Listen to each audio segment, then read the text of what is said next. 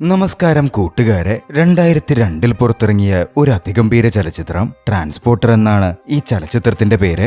കഥ ആരംഭിക്കുന്നത് Frank Martin എന്നുപേരുള്ള ഒരു വ്യക്തിയെ പരിചയപ്പെടുത്തിക്കൊണ്ടാണ്. ഫ്രാങ്ക് മുമ്പ് എയർഫോഴ്സിൽ ഒരു സ്പെഷ്യൽ ഓഫീസർ ആയിരുന്നു. പിന്നീട് അതൊക്കെ വിട്ട് ഫ്രാങ്ക് ഇപ്പോ നിയമപരമല്ലാത്ത ബിസിനസ് ചെയ്യുന്നവരെയുമൊക്കെ സഹായിക്കുന്ന തരത്തിൽ ഒരു ഡ്രൈവറായും കൂലിപ്പട്ടാളക്കാരനും ഒക്കെയായി ജോലി നോക്കുകയാണ്. സദേൺ ഫ്രാൻസിലായിരുന്നു ഫ്രാങ്ക് ജീവിച്ചിരുന്നത്. ട്രാൻസ്പോർട്ടർ എന്ന വിളിപ്പേരിലാണ് അയാൾ അറിയപ്പെടുന്നതും അയാളുടെ ജോലിയുടെ പേരായിരുന്നു അയാൾക്ക് വീണ് കിട്ടിയത്. കാർ ഡ്രൈവിംഗിൽ അതീവ സ്കില്ലുള്ള ഫ്രാങ്കിനെ തേടി നിരവധി ക്ലയന്റുകളും എത്താറുണ്ടായിരുന്നു. പതിവ് പോലെ അന്നും ഫ്രാങ്ക് തന്റെ ക്ലയന്റുകളെ പിക്ക് ചെയ്യുവാൻ പറഞ്ഞിടത്തേക്ക് എത്തുകയാണ്. ഒരു ബാങ്കിന് മുമ്പിൽ നിന്നും ക്ലയന്റുകൾ വന്ന് കയറുമെന്നും അവരെ സുരക്ഷിതമായി മറ്റൊരിടത്തേക്ക് എത്തിക്കണം എന്നതുമായിരുന്നു ഫ്രാങ്കിന് നൽകപ്പെട്ട ദൗത്യം. ഫ്രാങ്ക് ബാങ്കിന്റെ മുമ്പിലെത്തി പാർക്ക് ചെയ്തു നിന്നു. ഒരു ദൗത്യം ഏറ്റെടുക്കുമ്പോൾ ഫ്രാങ്ക് 3 കണ്ടീഷൻസ് വെക്കാറുണ്ട്. ആ കണ്ടീഷൻസിൽ നിന്നും ഫ്രാങ്ക് അണുവിട മാറാറുമില്ല. അതിൽ ആദ്യത്തെ കണ്ടീഷൻ ആരുടെയും പേര് പറയുകയോ ചോദിക്കുകയോ ചെയ്യില്ല എന്നതാണ്. രണ്ടാമത്തെ കണ്ടീഷൻ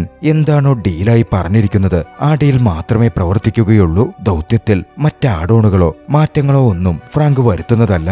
മൂന്നാമത്തേത് എന്തെങ്കിലും പാക്കേജ് ഒരിടത്തു നിന്ന് മറ്റൊരിടത്തേക്ക് കൊണ്ടുപോകുന്നതാണെങ്കിൽ ഒരിക്കലും ആ പാക്കേജ് എന്തെന്ന് ഫ്രാങ്ക് അന്വേഷിക്കില്ല, അത് തുറന്നു നോക്കുകയുമില്ല. പക്ഷെ ഫ്രാങ്ക് അവർ കയറിക്കഴിഞ്ഞിട്ടും കാറെടുക്കാൻ കൂട്ടാക്കുന്നില്ല. ലീഡർ ക്ഷോഭത്തോടെ കാര്യം തിരക്കി. ഫ്രാങ്ക് പറഞ്ഞു, 3 പേരെ ഇവിടെ നിന്നും മറ്റൊരിടത്തേക്ക് സുരക്ഷിതമായി എത്തിക്കാം എന്നാണ് താൻ ദൗത്യം ഏറ്റെടുത്തപ്പോൾ പറഞ്ഞിരുന്നത്. നിങ്ങളിപ്പോ 4 പേരുണ്ട്. ദൗത്യത്തിൽ മാറ്റം വരുത്താൻ സാധിക്കില്ല, അതുകൊണ്ട് കാർ എടുക്കില്ല. എന്റെ എസ്കേപ്പ് പ്ലാനും ബാക്കി കാര്യങ്ങളുമൊക്കെ 3 പേരെ വെച്ചിട്ടാണ് പ്ലാൻ ചെയ്തിരിക്കുന്നത്. അതുകൊണ്ട് തന്നെ ദൗത്യത്തിന്റെ കാര്യത്തിൽ മാറ്റങ്ങൾ സാധ്യമല്ല. ഫ്രാങ്കിനെ ഭീഷണിപ്പെടുത്താനും മറ്റും മോഷ്ടാക്കളുടെ ലീഡർ ശ്രമിച്ചെങ്കിലും ഫ്രാങ്ക് വഴങ്ങുന്നുണ്ടായിരുന്നില്ല.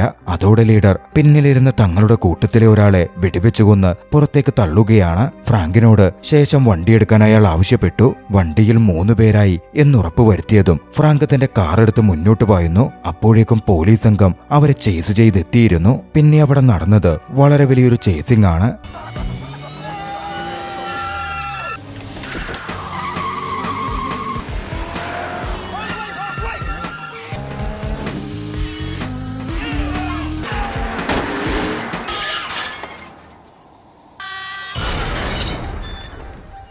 എന്തായാലും തന്റെ മികവുകൊണ്ട് ഫ്രാങ്ക് ഒടുവിൽ ആ മോഷ്ടാക്കളെ അവർ പറഞ്ഞ പോലെ കൃത്യമായ ഇടത്തേക്ക് ഡ്രോപ്പ് ചെയ്തെത്തിക്കുകയാണ്. മോഷ്ടാക്കളുടെ ലീഡർ ഫ്രാങ്കിന്റെ ആ ഡ്രൈവിംഗ് സ്കില്ലിൽ ഏറെ ഇംപ്രസ്ഡ് ആയിരുന്നു. ഫ്രാങ്കിനോട് തങ്ങളെ അവിടെ നിന്നും മറ്റൊരിടത്തേക്ക് കൊണ്ടുപോകാമോ എന്നും അയാൾ ചോദിച്ചെങ്കിലും ഫ്രാങ്ക് ആ ദൗത്യം ഏറ്റെടുക്കാൻ തയ്യാറായില്ല. തന്റെ പണവും വാങ്ങി ഫ്രാങ്ക് അവിടെ നിന്ന് പോന്നു. ഫ്രാങ്ക് നേരെ പോന്നത് ഫ്രഞ്ച് റിവേറിയയിലുള്ള തന്റെ വീട്ടിലേക്കായിരുന്നു. വീട്ടിലെത്തിയതിന് പിന്നാലെ ഫ്രാങ്ക് തന്റെ കാറ് ക്ലീൻ ചെയ്തു. വണ്ടിയുടെ നമ്പർ പ്ലേറ്റും മറ്റൊന്നാക്കി മാറ്റിവെച്ചു. തന്റെ വർക്കിനു വേണ്ടി ഫ്രാങ്ക് യൂസ് ചെയ്യുന്ന നമ്പർ പ്ലേറ്റുകളുടെ ചെറിയൊരു കളക്ഷൻ തന്നെ ഫ്രാങ്കിനുണ്ടായിരുന്നു. ശേഷം ഫ്രാങ്ക് TV കാണുകയാണ്. TVയിലെ വാർത്തയിൽ തന്റെ മുൻ ക്ലയൻസ് ആയിരുന്ന ബാങ്ക് റോബേഴ്സ് അവിടെ നിന്നും മറ്റൊരു ഡ്രൈവറുടെ കൂടെ രക്ഷപ്പെട്ടു പോവാൻ ശ്രമിക്കുമ്പോൾ പിടിക്കപ്പെട്ടതിന്റെ വാർത്ത അവൻ നോക്കിക്കണ്ടു. പിന്നാലെ ഫ്രാങ്കിന് ഒരു വിസിറ്റർ വരികയാണ്. അവിടുത്തെ ലോക്കൽ പോലീസ് ഓഫീസർ ടാർക്കോണി ആയിരുന്നു അത്. ടാർക്കോണി ഫ്രാങ്കിനോട് ഫ്രാങ്കിന്റെ ബ്ലാക്ക് BMW പറ്റി ചോദ്യം ചെയ്യാൻ ആരംഭിച്ചു. മോഷ്ടാക്കൾ രക്ഷപ്പെടാൻ ഉപയോഗിച്ച കാറുമായി അതിന് വലിയ സാമ്യമുണ്ടല്ലോ എന്നൊക്കെ ടാർക്കോണി ഫ്രാങ്കിനോട് ചോദിക്കുന്നുണ്ട്. പക്ഷേ ഫ്രാങ്ക് ആകട്ടെ തനിക്കൊന്നും അറിയില്ല, താനാ സമയം മറ്റൊരിടത്തായിരുന്നു എന്ന തരത്തിൽ ടാർക്കോണിയോട് പറഞ്ഞു. ടാർക്കോണിയുടെ പക്കലും തന്റെ വാദങ്ങൾ തെളിയിക്കാൻ തെളിവുണ്ടായിരുന്നില്ല. അതോടെ ടാർക്കോണി അവിടെ നിന്നും മടങ്ങുകയാണ്. ടാർക്കോണി പോയതിനു പിന്നാലെ ഫ്രാങ്കിന് മറ്റൊരു കോൾ വന്നു. പുതിയൊരു ക്ലയന്റ് ആയിരുന്നു അത്. ഫ്രാങ്കിന്റെ സർവീസ് തനിക്ക് ആവശ്യമാണ് എന്ന് ക്ലയന്റ് പറഞ്ഞു. അന്ന് രാത്രിയിൽ ഫ്രാങ്ക് വിളിച്ച ക്ലയന്റിനെ ചെന്ന് കണ്ടു. 50 പൗണ്ട് ഭാരമുള്ള ഒരു പാക്കേജ് തനിക്ക് വേണ്ടി ഒരിടത്തു നിന്നും ഡാരൻ ബോർട്ട് എന്നു പേരുള്ള ഒരു വ്യക്തിക്കടുത്ത് എത്തിക്കണം എന്നതായിരുന്നു ആ വ്യക്തി കൊടുത്ത ദൗത്യം. $40,000 ആയിരുന്നു ഫ്രാങ്ക് പ്രതിഫലമായി ആവശ്യപ്പെട്ടത്. അത് കൊടുക്കുവാൻ അവർക്കൊരു മടിയുമുണ്ടായിരുന്നുമില്ല. അടുത്ത ദിവസം അവർ പറഞ്ഞയിടത്തേക്ക് ഫ്രാങ്ക് തന്റെ കാറുമായി വന്നെത്തി. ക്ലയന്റിന്റെ ആളുകൾ വന്ന് പാക്കേജ് നേരെ വണ്ടിയുടെ ഡിക്കിയിലേക്കും ലോഡ് ചെയ്തു. വൈകാതെ ഫ്രാങ്ക് തന്റെ യാത്ര തുടങ്ങുകയാണ്. കാർ സഞ്ചരിച്ച് കുറച്ചു ദൂരം പിന്നിട്ടതും ഫ്രാങ്കിന്റെ കാർ ടയർ പഞ്ചറായി. ടയറും മാറ്റുവാൻ വേണ്ടി ഫ്രാങ്ക് ഒരിടത്ത് കാർ ഒതുക്കി സ്റ്റെപ്പിന് ടയർ എടുക്കുവാൻ ബാക്കിലെ ഡിക്കി തുറന്നതും പാക്കേജിനകത്തുനിന്ന് എന്തോ അനങ്ങുന്ന പോലെ ഫ്രാങ്കിന് തോന്നി. അതിനുള്ളിൽ എന്തോ ഉണ്ട്, ജീവനുള്ള എന്തോ ആണ് എന്ന് ഫ്രാങ്ക് മനസ്സിലാക്കുകയായിരുന്നു. അതോടെ തന്റെ മൂന്നാമത്തെ റൂളായ പാക്കേജിൽ എന്തെന്ന് നോക്കരുത് എന്ന റൂൾ തന്നെ തെറ്റിച്ച് ഫ്രാങ്ക് ആ പാക്കേജ് തുറന്നു. ഫ്രാങ്ക് ചിന്തിച്ച പോലെ അതിനുള്ളിൽ ഒരു ചൈനീസ് പെൺകുട്ടിയായിരുന്നു ഉണ്ടായിരുന്നത്. ബന്ദിയാക്കപ്പെട്ട നിലയിലായിരുന്നു ആ പെൺകുട്ടി കാണപ്പെട്ടതും. ആ പെൺകുട്ടിയോട് ദയ തോന്നിയ ഫ്രാങ്ക് അവർക്ക് കുടിക്കുവാൻ അല്പം വെള്ളം കൊടുത്തു. ശേഷം ആ പാക്കേജ് അങ്ങനെ തന്നെ അടച്ച് പഞ്ചറായ വീലും മാറ്റി ഫ്രാങ്ക് കാറുമെടുത്ത് ഡെസ്റ്റിനേഷനിലേക്ക് യാത്ര തുടരുകയാണ്. പക്ഷേ യാത്ര തുടരും തോറും കുറച്ചു സമയം പിന്നിട്ടതും ഡിക്കിയിൽ ഉണ്ടായിരുന്ന പെൺകുട്ടി വശങ്ങളിൽ മുട്ടി ശബ്ദമുണ്ടാക്കാൻ ആരംഭിച്ചിരുന്നു. കുറച്ചു സമയം അത് തുടർന്നപ്പോൾ ഫ്രാങ്ക് വണ്ടി ഒതുക്കി ഡിക്കി തുറന്ന് പാക്കേജ് തുറന്ന് ആ പെൺകുട്ടിയെ നോക്കി. പെൺകുട്ടി എന്തോ പറയാൻ ശ്രമിക്കുന്നുണ്ടായിരുന്നു. ബന്ദിയാക്കിയിരുന്ന പെൺകുട്ടിയെ ഫ്രാങ്ക് മോചിപ്പിച്ചതും തനിക്ക് മൂത്രമൊഴിക്കണം എന്ന് ആ പെൺകുട്ടി പറയുകയാണ്. ഫ്രാങ്കിന് അവരോട് സഹതാപം തോന്നി. അതുകൊണ്ട് അതിനുള്ള അവസരവും ഫ്രാങ്ക് കൊടുക്കുകയാണ്. ആ പെൺകുട്ടിയുടെ പേര് ലൈ എന്നായിരുന്നു. പക്ഷേ മോചിതയാക്കപ്പെട്ട ആ ഒരു നിമിഷത്തിൽ ലൈ അവിടെ നിന്ന് രക്ഷപ്പെട്ടു പോവാൻ ശ്രമിക്കുകയാണ്. അതോടെ ഫ്രാങ്കിന് ലയ്യെ പിന്തുടർന്ന് പിടികൂടേണ്ട വന്നു. വളരെ കഷ്ടപ്പെട്ട് ലയ്യെ വീണ്ടും ബന്ദിയാക്കി ഫ്രാങ്ക് അവളെ പൊക്കിയെടുത്ത് കൊണ്ടുവരുമ്പോഴാണ് പാർക്ക് ചെയ്ത് നിർത്തിയ കാറിനടുത്ത് 2 പോലീസ് ഓഫീസേഴ്സ് നിൽക്കുന്നത് ഫ്രാങ്ക് കാണുന്നത്. ഓഫീസേഴ്സ് കണ്ടു കഴിഞ്ഞു. രക്ഷപ്പെടാൻ മറ്റു വഴികളില്ലെന്ന് കണ്ടതും ഫ്രാങ്ക് ആ ഓഫീസേഴ്സിനെയും കൂടി അടിച്ചിടുന്നു. ശേഷം വണ്ടിയുടെ ഡിക്കിയിലേക്ക് ലേക്കൊപ്പം ആ ഓഫീസേഴ്സിനെയും ഫ്രാങ്ക് എടുത്തിടുകയാണ്.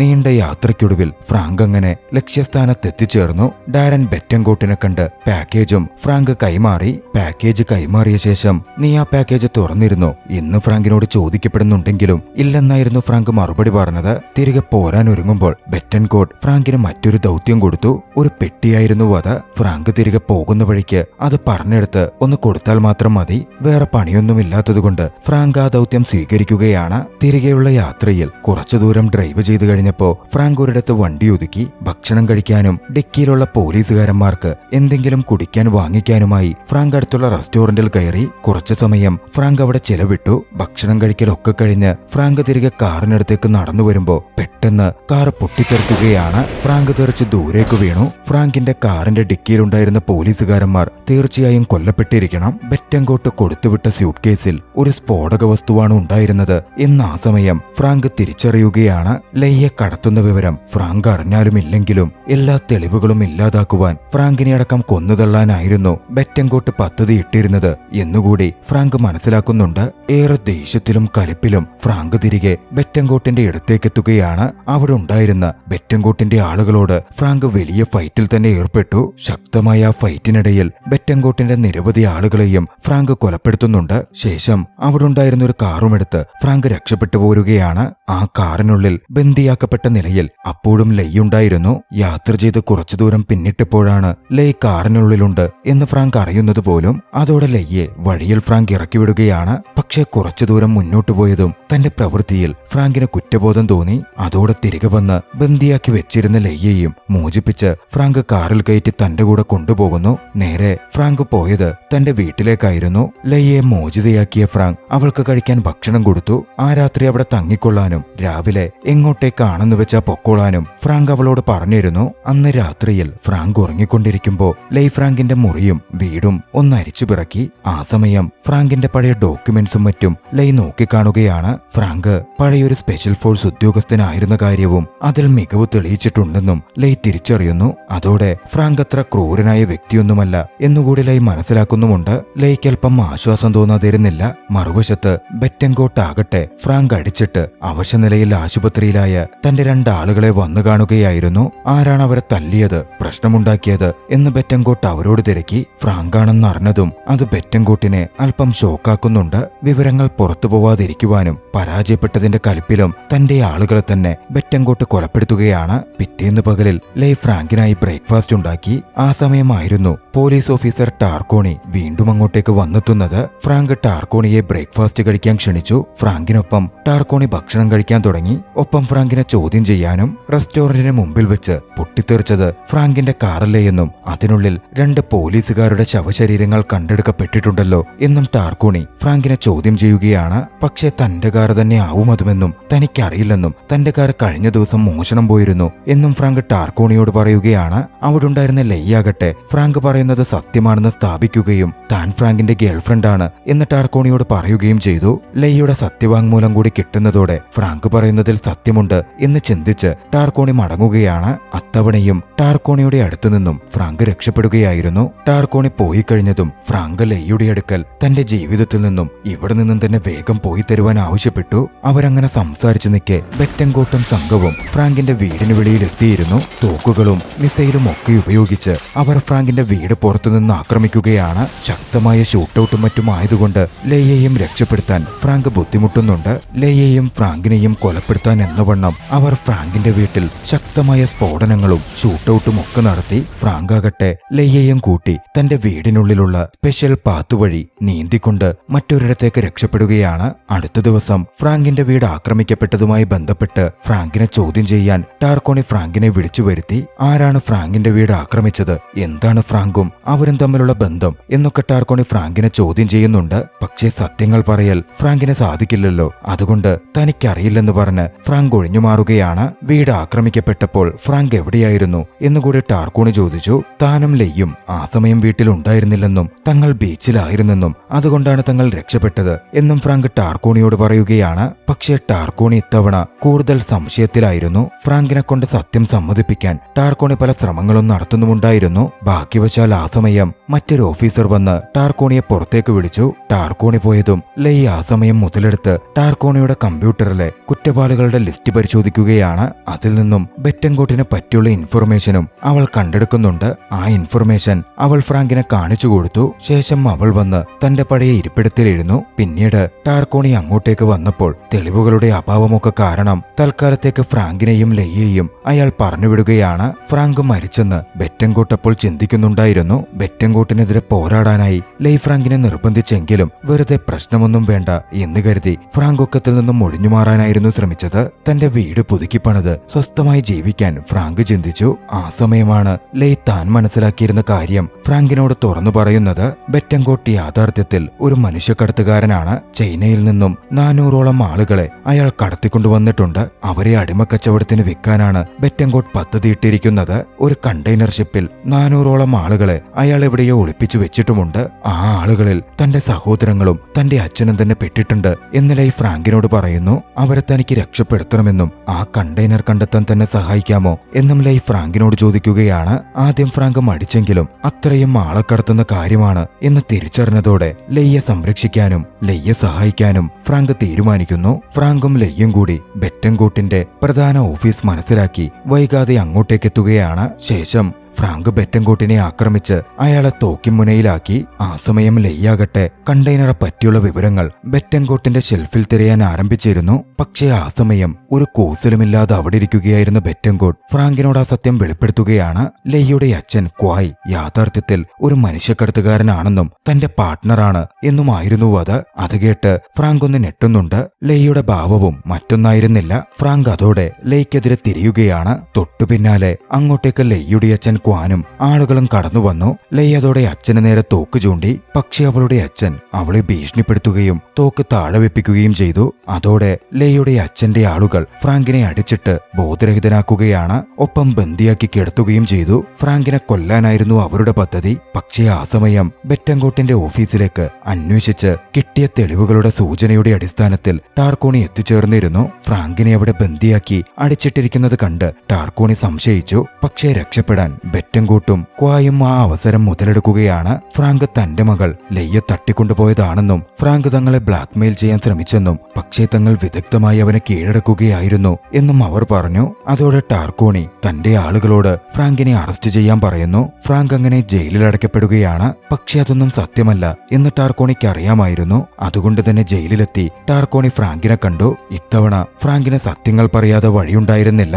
നടന്ന കാര്യങ്ങൾ അത്രയും ഫ്രാങ്ക് ടാർക്കോണിയോട് വിശദീകരിച്ചു വിശദീകരിച്ചു പറഞ്ഞു. 400ഓളം ചൈനീസ് മനുഷ്യർ കടത്തപ്പെട്ട കാര്യവും അവരെ അടിമക്കച്ചവടത്തിന് വിൽക്കാൻ പോകുന്ന കാര്യമടക്കം ഫ്രാങ്കിൽ നിന്ന് കേൾക്കുന്നതും ടാർക്കോണി അല്പം ഷോക്കാകുന്നുണ്ട്. പോലീസിന് പ്രവർത്തിച്ചാലും ബുദ്ധിപരമായി പ്രവർത്തിക്കുന്ന ബെറ്റൻകോട്ടിനെയും ക്വായെയും പിടികൂടൽ അത്ര എളുപ്പമായിരിക്കില്ലെന്നും അത് തടയുവാൻ ആദ്യം പ്രവർത്തിക്കേണ്ടത് ഫ്രാങ്കാണ് എന്നും സജസ്റ്റ് ചെയ്ത ടാർക്കോണി അതിനുവേണ്ടി ഫ്രാങ്കിനെ മോചിതനാക്കുകയാണ്. പോലീസ് ഡിപ്പാർട്ട്മെന്റിനെ സഹായിക്കാൻ ഫ്രാങ്കിനോട് ടാർക്കോണി ആവശ്യപ്പെടുകയും ചെയ്തു. അതിനുവേണ്ടി ടാർക്കോണി ഫ്രാങ്കിന് മുമ്പിൽ നിന്നുകൊടുത്തു.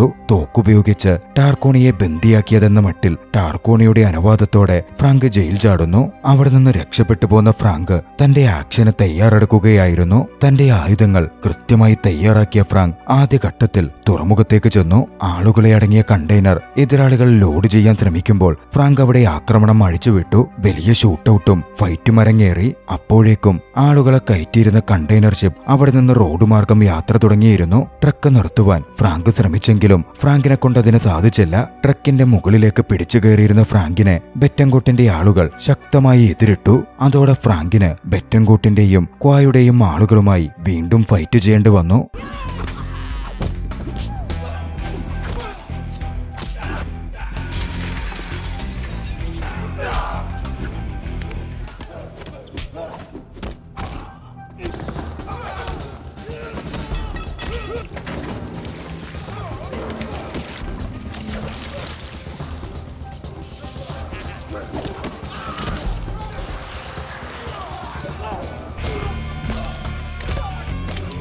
ആദ്യഘട്ടത്തിലുള്ള ശത്രുക്കളെ മുഴുവൻ ഫ്രാങ്കിനെ ഇടിച്ചിടാൻ സാധിച്ചെങ്കിലും അപ്പോഴേക്കും തോക്കുമേന്തി മറ്റൊരു സംഘം എത്തുകയാണ്. അതോടെ രക്ഷപ്പെടാൻ കടലിലേക്ക് എടുത്തു ചാടുകയല്ലാതെ ഫ്രാങ്കിന് മുമ്പിൽ മറ്റു വഴികളുണ്ടായിരുന്നില്ല. ഒടുവിൽ രക്ഷപ്പെട്ട ഫ്രാങ്ക് ഒരു പഴയ കാറുമെടുത്ത് കണ്ടെയ്നറിനെ ഫോളോ ചെയ്യാൻ ആരംഭിക്കുകയാണ്. വളരെ വേഗത്തിൽ ഫ്രാങ്ക് കാറ് പായിച്ചു. പക്ഷേ യാത്രാമധ്യേ ആ കാർ ബ്രേക്ക് ഡൗൺ ആവുകയാണ്. ഫ്രാങ്ക് ആകെ നിരാശനായി. ആ സമയമാണ് മരുന്നടിക്കുന്ന ചെറിയൊരു എയ്റോപ്ലെയിൻ അവിടെ ഒരു ഫാമിലേക്ക് പറന്നിറങ്ങുന്നത് ഫ്രാങ്കിന്റെ ശ്രദ്ധയിൽപ്പെട്ടത്. ഫ്രാങ്കുടനോടി അതിന്റെ ഓണറുടെ അടുത്തെത്തി. അയാളുടെ നേരെ തോക്ക് ചൂണ്ടി അയാളെ ബന്ദിയാക്കി താൻ പറയുന്നിടത്ത് തന്നെ ഡ്രോപ്പ് ചെയ്യാൻ ഫ്രാങ്ക് ആവശ്യപ്പെടുകയാണ്. അങ്ങനെ ആ ചെറിയ എയ്റോപ്ലെയിനിൽ കയറി പറന്ന് കണ്ടെയ്നറിന്റെ അടുത്തേക്ക് ഫ്രാങ്ക് എത്തിച്ചേർന്നു. എയ്റോപ്ലെയിനിൽ നിന്ന് പാരച്യൂട്ട് ധരിച്ച് കണ്ടെയ്നറിന്റെ മുകളിലേക്ക് ഫ്രാങ്ക് എടുത്തും ചാടി. പിന്നാലെ ആദ്യത്തെ ട്രക്കിന്റെ ഡ്രൈവറെ ഫ്രാങ്ക് ഇടിച്ച് പുറത്തിടുകയാണ്. പക്ഷെ ബെറ്റൻകോട്ട് അവിടെ ഫോളോ ചെയ്തിട്ടുണ്ടായിരുന്നു. ബെറ്റൻകോട്ടും ആളുകളും ചേർന്ന് ഫ്രാങ്കിനെ തടസ്സപ്പെടുത്താൻ ശ്രമിച്ചു. ഒരു ഘട്ടത്തിൽ ഫ്രാങ്കും ബെറ്റൻകോട്ടും തമ്മിൽ ട്രക്കിനകത്ത് വെച്ച് തന്നെ ഫൈറ്റ് അരങ്ങേറുന്നുണ്ട്. ശക്തമായ ആ ഫൈറ്റിനൊടുവിൽ ട്രക്കിനകത്ത് വെച്ച് തന്നെ ബെറ്റൻകോട്ടിനെ വകവരുത്തി ഫ്രാങ്ക് അവനെ ചവിട്ടി പുറത്തേക്കിടുന്നു. പിന്നാലെ ട്രക്കിന്റെ കൺട്രോൾ പൂർണ്ണമായി കിട്ടിയ ഫ്രാങ്ക് അതോടിച്ച് സുരക്ഷിതമായൊരിടത്തെത്തിക്കുകയാണ്. പക്ഷേ ട്രക്ക് നിർത്തി സ്വസ്ഥമായി ഫ്രാങ്ക് ഒന്നിരുന്നതും ഫ്രാങ്കിന് നേരെ ഒരു തോക്ക് ചൂണ്ടപ്പെട്ടു. അത് ലെയ്യുടെ അച്ഛൻ ക്വായായിരുന്നു. ക്വായ് പിന്നാലെ മലഞ്ചെരുവിന്റെ ഭാഗത്ത് ഫ്രാങ്കിനെ നിർത്തി ഫ്രാങ്കിനെ കൊല്ലാൻ തയ്യാറെടുക്കുകയാണ്. തന്റെ മകൾ ലെയ്യയും കൊല്ലുവാൻ ക്വായ് തന്റെ ആളുകളോട് പറഞ്ഞിരുന്നു. ഒരു തെളിവുമുണ്ടാവരുത് എന്നായിരുന്നു ദുഷ്ടനായ ക്വായ്ക്കും ഉണ്ടായിരുന്നത്. പക്ഷേ ക്വായ് ഫ്രാങ്കിനെ കൊല്ലാൻ തയ്യാറെടുത്ത് നിൽക്കുന്ന സമയം അങ്ങോട്ടേക്ക് എത്തിച്ചേർന്നിരുന്ന ലൈ തന്റെ തോക്കെടുത്ത് അച്ഛനെ വെടിവെച്ചു കൊല്ലുകയാണ്. ഫ്രാങ്ക് രക്ഷപ്പെട്ടു. അധികം വൈകാതെ ഇൻസ്പെക്ടർ ടാർക്കോണി അങ്ങോട്ടേക്ക് എത്തിച്ചേരുന്നു. അവരെല്ലാവരും ചേർന്ന് കണ്ടെയ്നറിനകത്തടച്ച് കൊണ്ടുപോവുകയായിരുന്ന ആളുകളെ രക്ഷപ്പെടുത്തി. ഗവൺമെന്റിനു വേണ്ടി ചെയ്ത ആ സേവനത്തിന് ടാർക്കോണി ഫ്രാങ്കിനെ അഭിനന്ദിച്ചു. ആ ദൃശ്യങ്ങളോടെ ചലച്ചിത്രം അവസാനിക്കുകയാണ്. ട്രാൻസ്പോർട്ടർ എന്ന ഈ ചലച്ചിത്രം നിങ്ങൾക്കിഷ്ടമായെങ്കിൽ വീഡിയോ ലൈക്ക് ചെയ്യുക. അഭിപ്രായങ്ങളും നിർദ്ദേശങ്ങളും കമന്റുകളിൽ രേഖപ്പെടുത്തുക. കഴിയുമെങ്കിൽ ചാനൽ സബ്സ്ക്രൈബ് ചെയ്തും കൂട്ടുകാർക്ക് ഷെയർ ചെയ്തു കൊടുത്തും ഞങ്ങളെ സപ്പോർട്ട് ചെയ്യുക. അടുത്ത എപ്പിസോഡിൽ മറ്റൊരു മികച്ച ചലച്ചിത്രവുമായി നമുക്ക് കണ്ടുമുട്ടാം. അതുവരെ ബൈ.